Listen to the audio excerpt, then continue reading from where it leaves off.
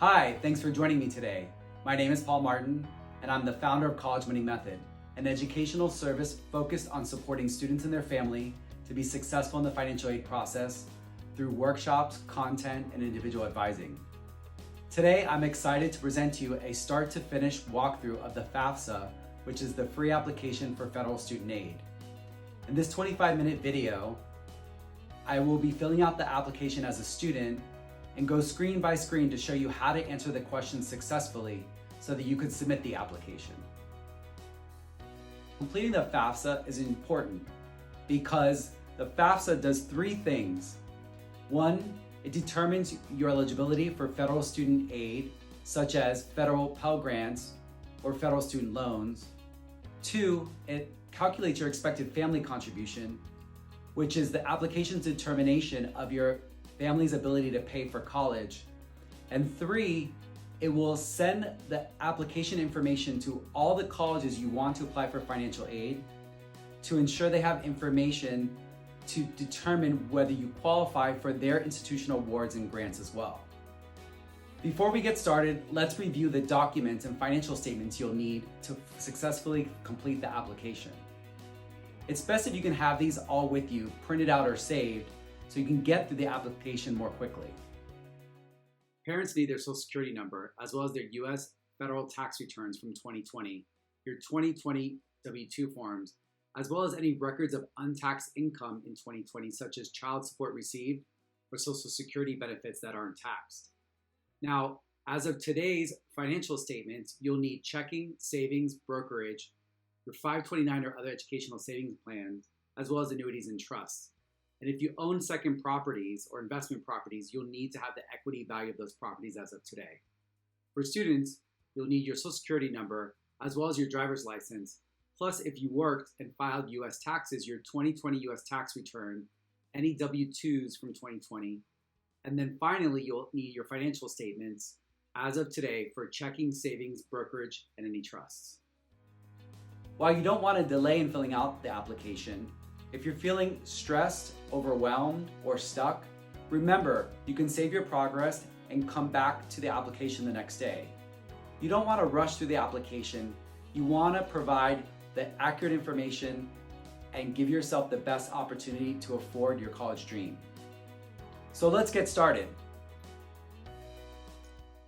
When you log in to the FAFSA site, the first screen you'll see will ask you about who you are and what role you'll be playing in filling out the form.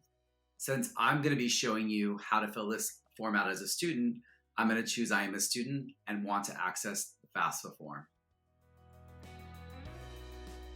Log in with your FSA ID, email, or phone number you use to create your account.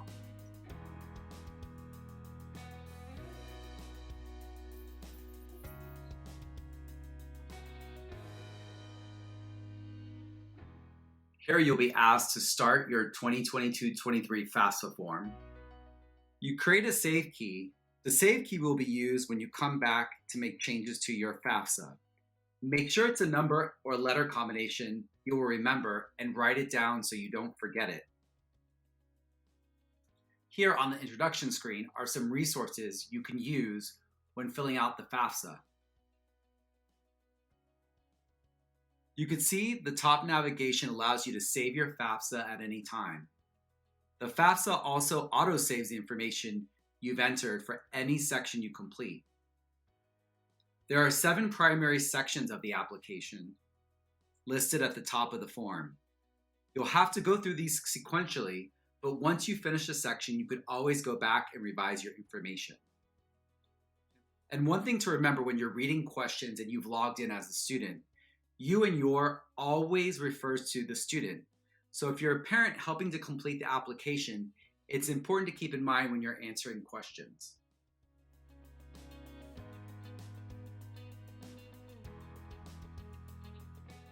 The first 3 screens will autofill information from your FSA ID account that you need to confirm are correct.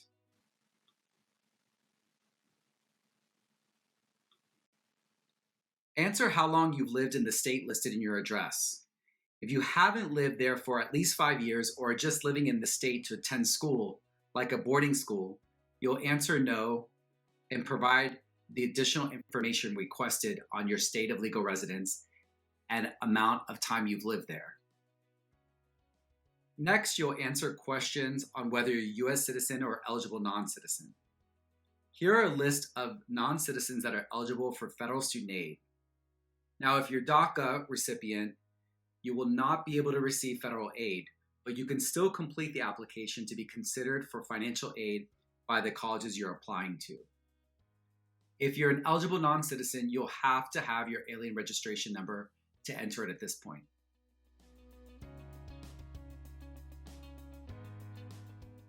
Here, you'll answer a series of questions about your education, including your high school completion when you start college next fall, the degree you'll be working on in college, and finally, the college grade level you will begin in the fall. All high school seniors choose never attend college first year, even if you've taken college courses during high school or you've earned college credits you plan to use toward your bachelor's degree. Choose if you want to be considered for work study. Work study is a federal program providing term time employment as a benefit to eligible students. If you're a male, answer whether or not you're registered for the Selective Service or want to be. As of this year, males are no longer required to register for Selective Service in order to receive federal student aid benefits. Enter your driver's license information if you have one. Then answer if you've ever been in the foster care system. Also provide the highest level of school completed by your birth or adopted parents.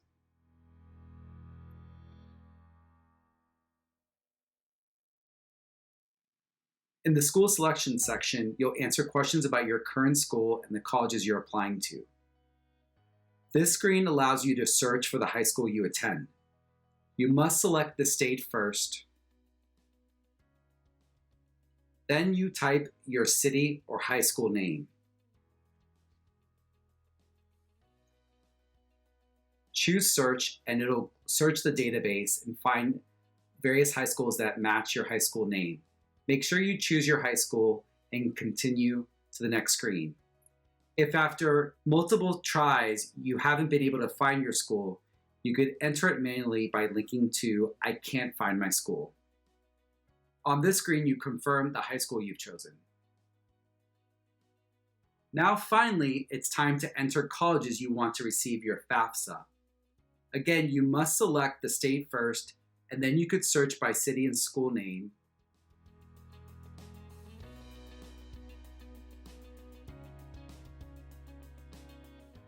Choose the college based on the search results and hit continue. Now you're going to choose whether you plan to live on campus, off campus, or with your parents for each college next year. Click on Add More Schools to add additional colleges. You could add up to 10 colleges on your initial FAFSA submission. Don't worry if you have more than 10 schools on your list. You can add additional ones later. Once you get notification from the school that they've received your application, you'll go back to FAFSA, delete that school, and add a new school. One thing to note is the ordering of the schools. Ranking only matters for students that are residents of certain states and are being considered for state grants. You could find more information and look up your state on studentaid.gov website.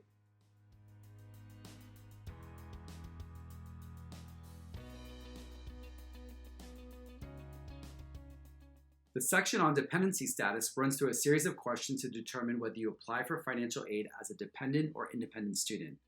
If you're a dependent student, you'll need to submit information about your custodial parent or parents. Choose your marital status. Married students are automatically considered an independent student. Answer whether you, the student, have children or other dependents. Students with their own children or other dependents are automatically considered an independent student. This series of questions, along with your answers to being married or having children or dependents, will determine whether you file as an independent or dependent student. If you select a box next to any of the first 5 questions, you'll be considered an independent student even if you're single and have no children or dependents. On the question about student homelessness, if you are homeless or live on your own and are at risk of being homeless, you should check yes. FAFSA reports back your dependency status based on how you answer the questions in this section. As a dependent student, you'll have to report information for your custodial parent or parents as well as yourself.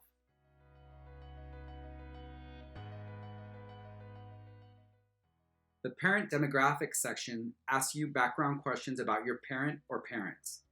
As a heads up, you'll need their social security number to complete this section. To determine which parents you'll need to include on the application, you should know that if your parents are married or if they are divorced or separated but still living together, you will enter information about both of your parents.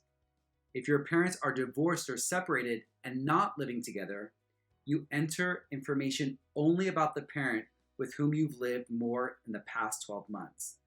It does not matter who has legal custody or which of your parents claim you on their taxes. The FAFSA rules are clear that it is the parent with whom you've lived the most in the past 12 months. If you're legally adopted, you enter the information for your adopted parent or parents. Depending on your parents' marital status, you may have to enter the date your parents were married or the date they got divorced. You will also report which parent information you'll be providing in the application. Now you'll enter information about your parent. Be careful to enter your parent's last name that matches their social security ID. This is important because if it doesn't match, it may prevent your application from being filed correctly.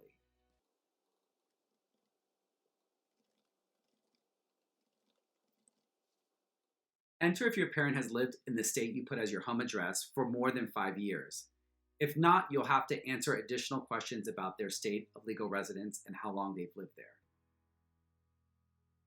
On this screen, you need to answer how many dependent children and other dependents live with your parent and will be relying on them for more than half of their financial support the year you're in college.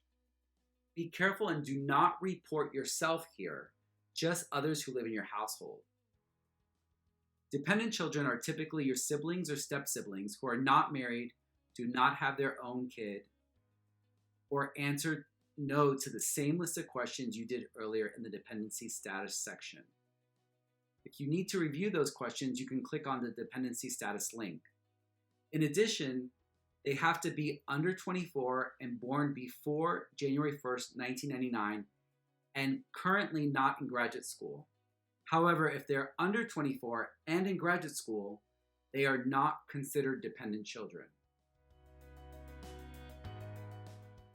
Other dependents are those who live with your parent today and receive half of their support from your parent and will continue to when you're in college next year. This might be a grandparent or older sibling relying on your parent for support. Review what you've entered as your household and check that it's right. Now you'll answer how many of you will be in college next year, and this time do include yourself, which means the number reported will be at least 1. Be sure though to count siblings, step-siblings, and other dependents that are going to attend college next year at least half-time.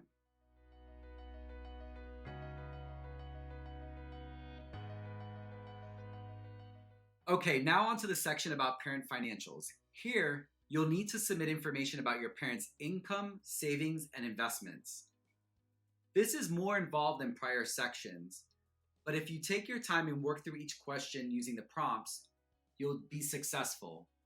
At this point, you do need those financial documents, including tax forms and all financial statements that we reviewed earlier. Remember, for all questions about income, use only amounts and numbers from 2020. On the last screen of this section, when you're asked about your parents' savings and investments, you'll report their account balances as of today.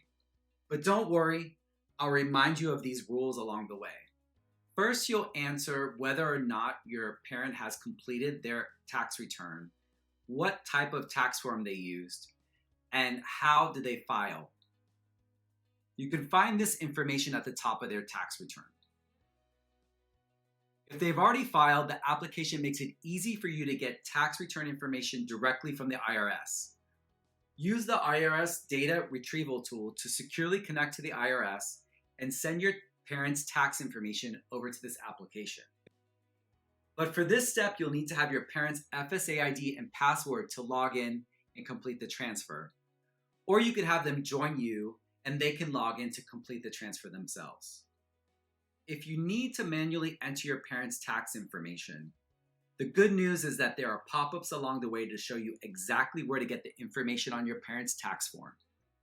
You'll access these through the question mark next to each entry. The first question asks you to enter your parents' adjusted gross income for 2020. Again, you could use the pop-up to show you exactly where that number is on the first page of your parents' tax return, which is line 11, and enter that amount here.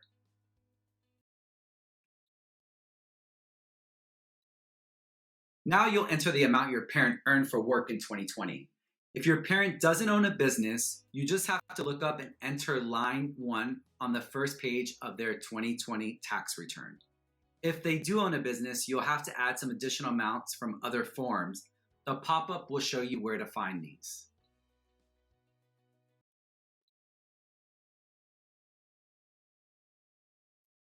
Next, you'll enter the federal income tax your parents paid in 2020.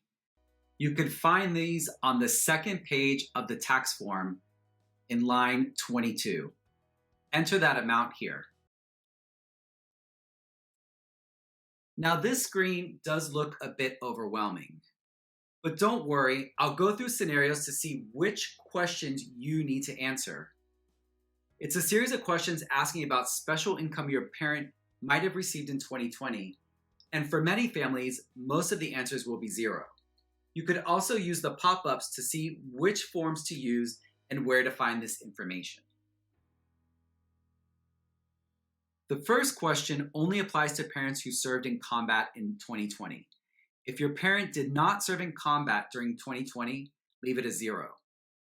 The second question only applies to parents in a college or graduate program in 2020. If your parent wasn't in school earning a degree in 2020, leave it as 0. The third question asks if your parent received educational tax credits in 2020. Now you might be asking, you don't know if they did or not. But if you look at your tax forms and they have a Schedule 3, look on line 3 of that form and you can tell whether or not that is 0 or whether they do have a number to report.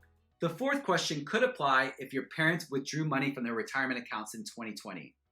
If your parents did take money out of retirement last year, then look up the amounts on the first page of the tax return under boxes 4A, 4B, 5A, and 5B, and follow the instructions on how to do the calculation to enter the correct number there. The fifth question would apply if your parent contributed to retirement accounts outside of their paycheck deductions or employer's retirement program in 2020. You could ask your parents if this is the case, and if it is the case, you could look at the right tax form, which is Schedule 1, to see if there are amounts or what are the amounts in lines 15 and 19. If you add those two together, put that amount here. The final question asks you to report interest income that was not taxed in 2020. You could look this up on the very first page of the tax return under line 2A. The screen about parent additional financial information contains 3 questions that may not apply to your parent. First, did your parent, the one who's reporting on this application, pay out child support in 2020? If so, you should put the total amount paid in 2020 in the first line. Now, do not include any money that parent received for child support, only money they've paid out. The additional 2 questions only apply if your parent was attending college or graduate school in 2020 and earning money through the university itself. Now here's another screen with a lot of questions. These questions ask about money your parents earned or received that was not claimed on their income taxes in 2020. This is why this section is called Parent Untaxed Income. It includes child support received for all children in your family. If they did receive child support, you would enter the total amount for 2020 in the first line. Any housing allowances or living allowances that aren't reported as income on their tax form, these would have to be included here, but would not include the value of on-base military housing or other basic military allowance for housing. The next question, the third question, is the most common. You need to report contributions your parents made in 2020 to their retirement account through their paycheck deductions or employer's retirement account program. You'll need to get these numbers from their W-2 and use the instructions through the pop-up to look exactly where to find this information on your parents' W-2 and add the numbers based on the right letter codes listed here, which are D, E, F, G, H, and S. The fourth question only applies if your parent is a veteran and receiving benefits. And the final question applies only if your parent receives other benefits that aren't taxed, like workers' compensation or disability benefits. So now we've made it through all of the questions about income for 2020. We'll turn our attention to your parent assets, which is effectively their savings and investments. The final screen will ask you questions, and remember what we talked about. You're going to switch gears and answer all questions using your account balances as of today or on the day you're reporting this information. You'd want to print out or save statements so you can get to this information easily. The first question, add up all the amounts in your parents' checking and savings today and enter that number above. The second question, you add up amounts for all of their non-retirement accounts. If the money is in a 401k, 401b, IRA, Roth IRA, or pension, do not report any of that money. The most common non-retirement accounts include brokerage accounts holding stocks, bonds, and mutual funds.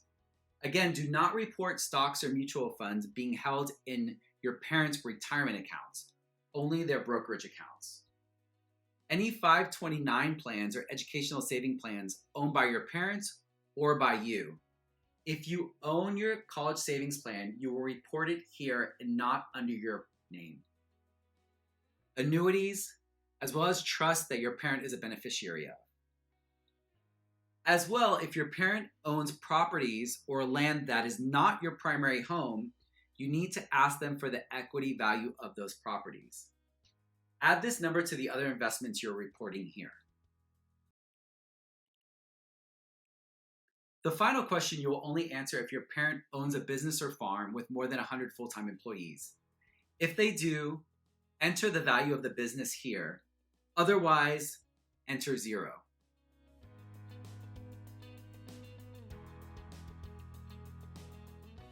This final section, you'll be answering questions about your own finances, which would include any income and savings or investments you have as a student.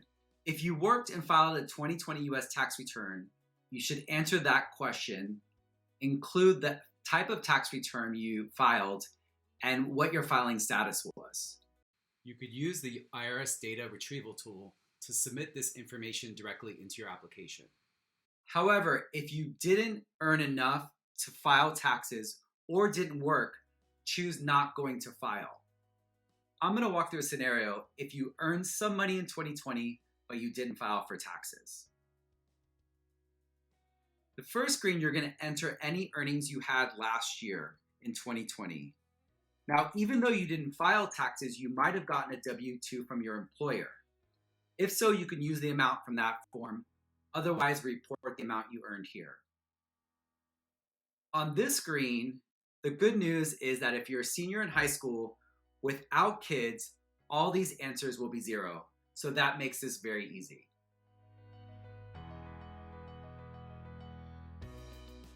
This screen asks almost all the same questions about untaxed income that you earned or received. For most students, these questions will be zero unless you contributed to your retirement account at your workplace, in which case you'll enter that amount in the third question under payments to tax-deferred pension or retirement savings plans.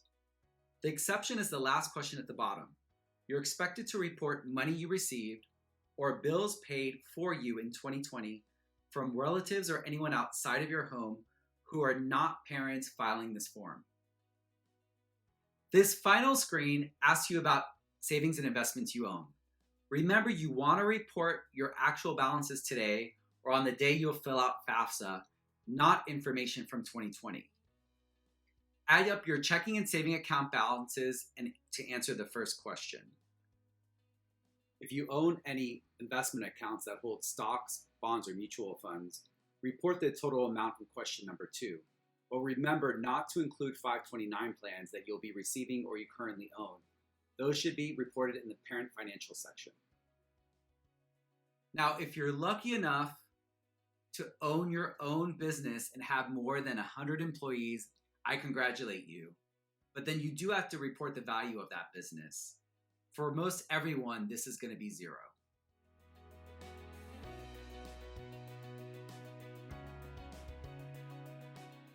Now that you finished all the questions, congratulations.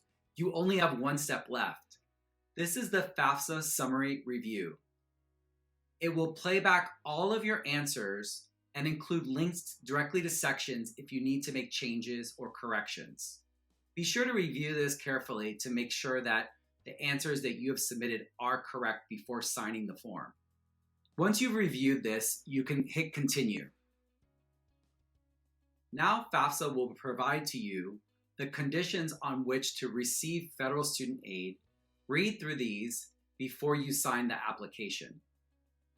Here you're going to check that you agree to the terms listed above and click on this button to sign your form. You can see now that it confirms that the student has signed with your FSA ID. Now there's one more step where you're going to need to provide your parent's signature. Your parent at this point should log in order to sign, at which point they will also agree to terms outlined, and then finally log in with their FSA ID to sign and submit the FAFSA form. Congratulations on completing the process. Your application is now submitted. The next step is you'll be receiving a student aid report, which will detail to you what federal student aid you're eligible for, as well as provide your expected family contribution we spoke about earlier. All of this information will be sent to colleges you selected, where they will review it and put additional institutional money in to complete your financial aid package. Now that you've completed the application, I want to congratulate you. You've taken a huge first step in the financial aid process and are on your way to affording your college dream. If you want more information about the process, you can go to studentaid.gov, which is the federal website dedicated to financial aid. All the best on your financial aid journey and achieving your college dream.